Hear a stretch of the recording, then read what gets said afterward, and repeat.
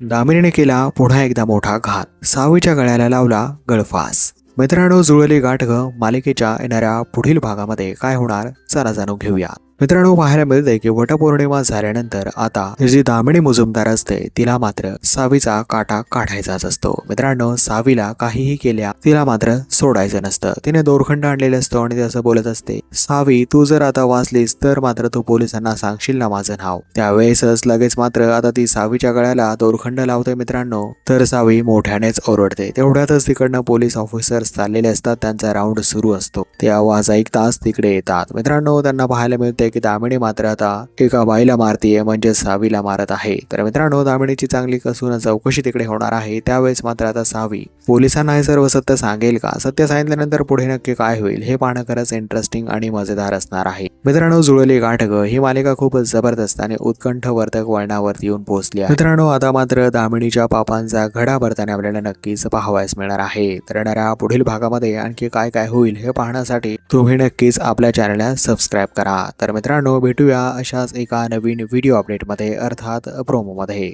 धन्यवाद मित्रांनो।